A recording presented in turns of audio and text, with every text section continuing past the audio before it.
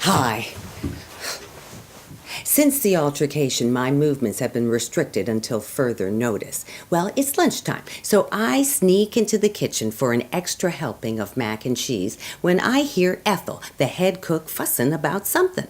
So she hands me a newspaper article which states that it is now legal to not hire someone with dreadlocks. I've immediately lost my appetite and understand her fury because the courts have now deemed it legal to discriminate against people with locks like me. What's so infuriating is that this has been going on since the late 1600s. We've gone from covering our hair with rags because of Caucasian disapproval of our hair to wearing finally the accepted Caucasian hairstyles, which usually meant using chemicals such as lye to straighten our hair and then be subjected to side effects such as severe scalp burns, hair loss, and balding. Now, eventually, the right formula was created, but that took time. Meanwhile, Madam C.J. Walker, understanding our hair dilemma, invents the hot comb and moisturizers for our hair. Now, this special comb was placed on a stove on a burner, and when hot enough was used to straighten out the nappy hair. Needless to say, one needed to have an extremely steady hand when approaching the tightest of curls.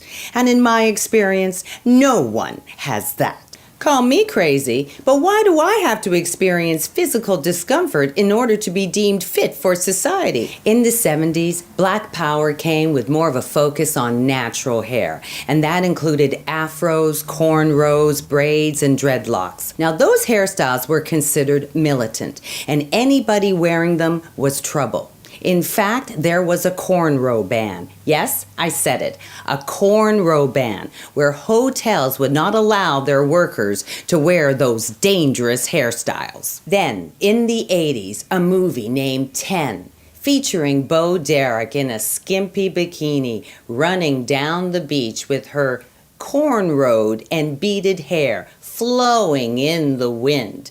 And that band hairstyle was now all of a sudden considered acceptable.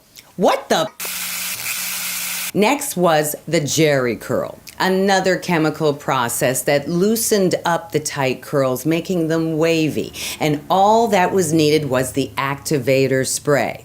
Now, it was sprayed on the hair in excess to moisturize and to allow the hair to move freely like the Caucasian. A perfect hairstyle until it proved to be a little too dangerous for Michael Jackson while he was filming the Pepsi commercial. So we come to present day. Now, the acceptable way to have long flowing hair is called the weave, which is real or synthetic hair woven into your hair. But nobody's been able to actually tell me, where does this hair really come from? You could totally see our apprehension to use chemicals, right?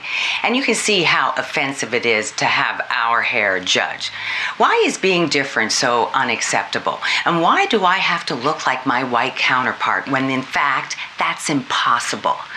When are we going to accept people's differences and celebrate them rather than making them feel less than? But who am I? I'm just a crazy black woman. It's time. I gotta go. Lockdown.